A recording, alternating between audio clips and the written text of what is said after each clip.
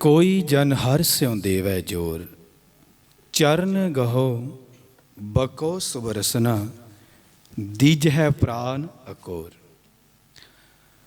सतगुर फरमान कर रहे ने कि कोई भी जन, इत्थे लफ्ज़ कोई वरतिया गया है।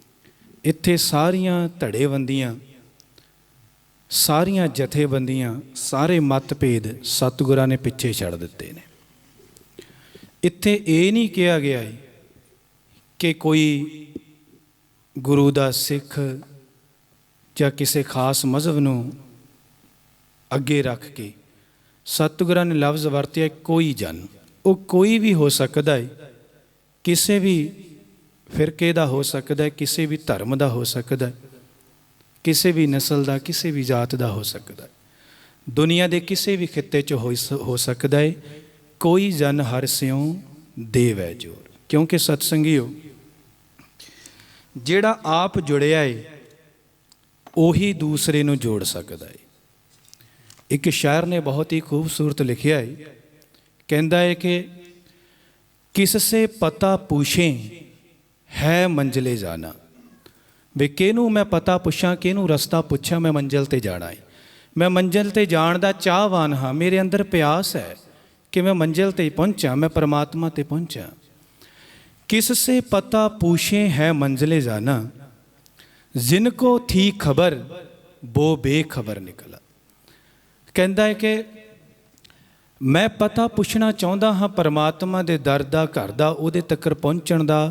उहदे तक्कर पहुँचना ये नहीं कि बाहर कोई रस्ता पैंडा करना है, भाव अपने अंतर आत्मे जाण दा रस्ता। कहता कि इहनूं पुछां जिन्हां नूं पता है, जिहड़े कुछ दस सकदे ने जुगती, कहंदे ने कि वो दसण जोगे नहीं, वो मस्त ही इन्ने ने, वो कह दिंदे ने अकथ है, अकथ है, असीं कथन नहीं कर सकते। ते जिहड़े अजकल दसदे पए ने उन्हां नूं पता है कोई नहीं। किससे पता पूछे है मंजिले जाना, जिनको थी खबर वो बेखबर निकला। जिन्हां नूं खबर है वो मस्त इन्ने हो गए ने, वो दसण जोगे नहीं।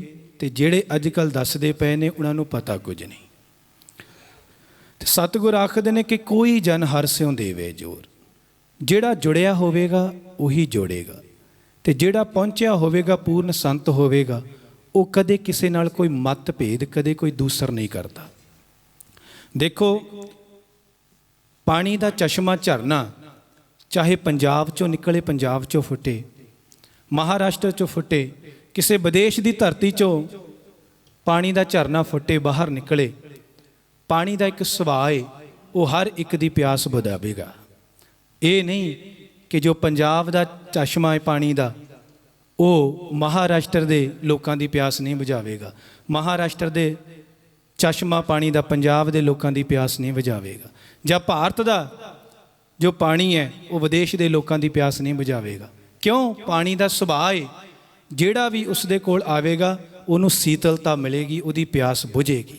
इस तरह जो पूर्ण संत होंदे ने, जो उस अकाल पुरख नाल जुड़े होंदे ने, उन्हां दे कोल, उन्हां दे संपर्क विच कोई भी इंसान आवे, किसी भी मजहब का, किसी भी जात का, उन्होंने शांति मिलती है, उन्होंने सच का मार्ग मिलता है, उन्होंने परमात्मा का दर घर का जो भेद है वो संत दसदे ने, किसी नाल वितकरा नहीं करते।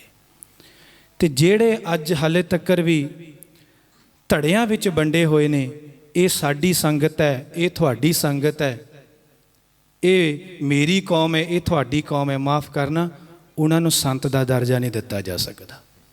क्योंकि संत किसी एक दा नहीं हुंदा, संत समूह संसार दा हुंदा है। जेड़ा मेरा है, जेड़ा सिर्फ मेरा है, वो परमात्मा नहीं, ते जेड़ा परमात्मा है वो कल्ले मेरा मेरा नहीं। आपन बापै ना ही किसी को, सतगुर रविदास महाराज।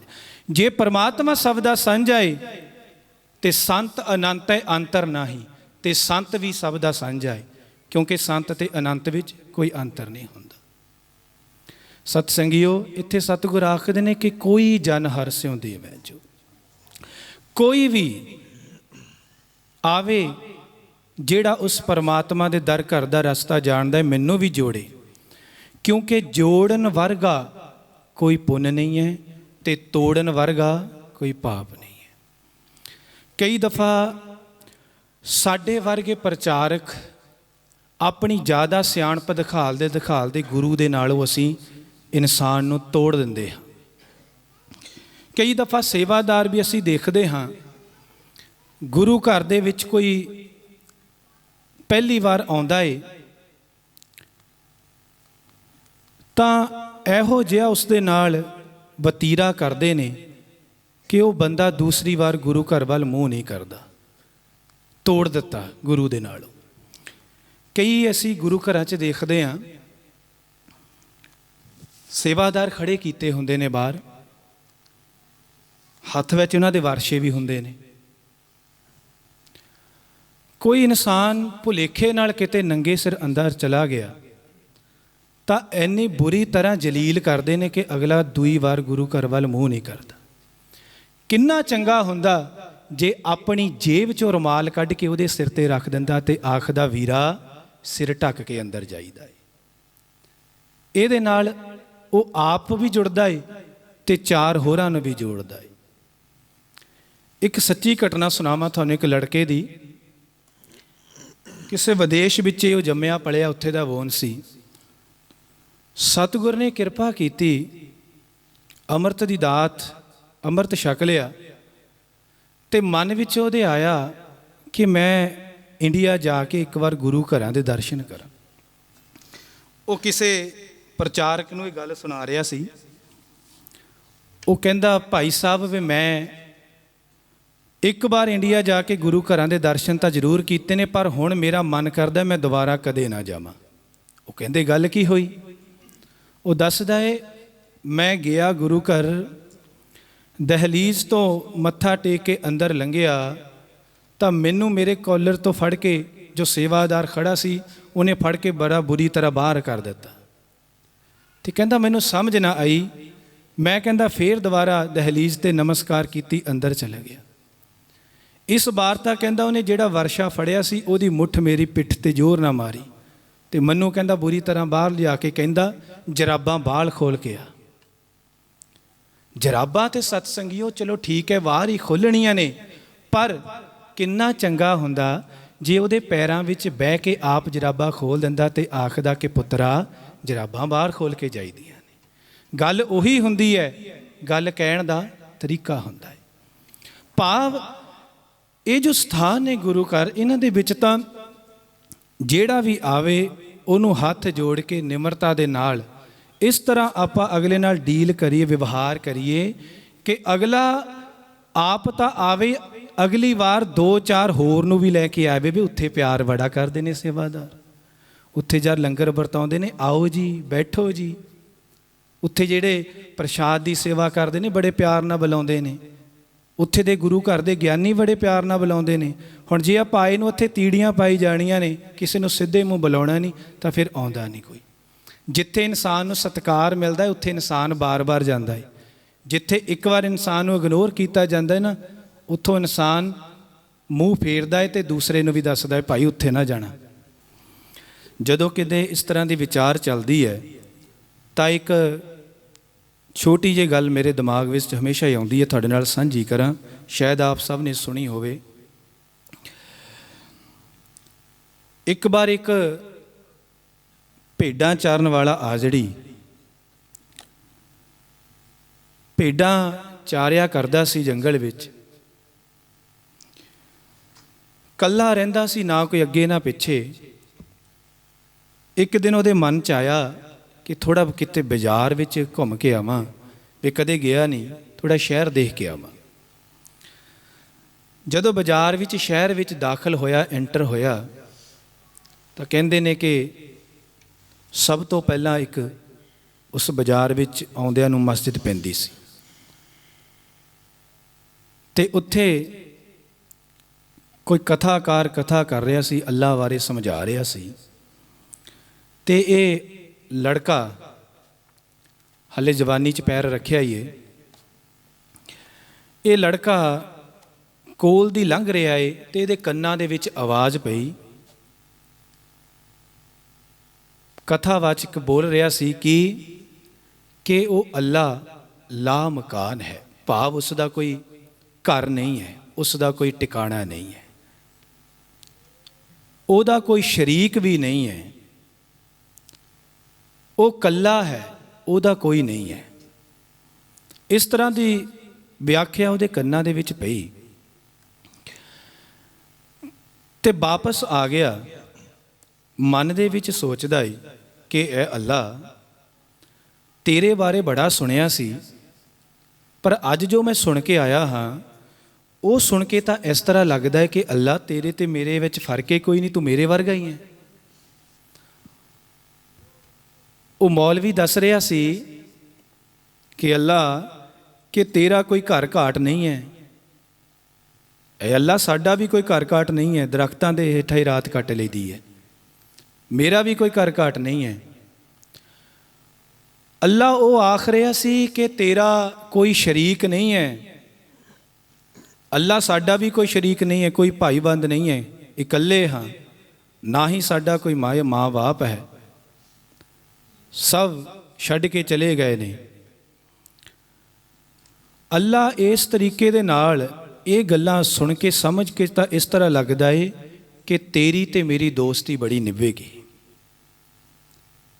ਕਿਉਂਕਿ ਤੇਰਾ ਵੀ ਕੋਈ ਘਰ ਘਾਟ ਨਹੀਂ, ਮੇਰਾ ਵੀ ਨਹੀਂ, ਮੇਰਾ ਵੀ ਕੋਈ ਇਸ ਸੰਸਾਰ ਤੇ ਨਹੀਂ ਹੈ, ਤੇਰਾ ਵੀ ਨਹੀਂ ਹੈ। ਪਰ ਉਹ ਆਖਦਾ ਕਿ ਅੱਲਾ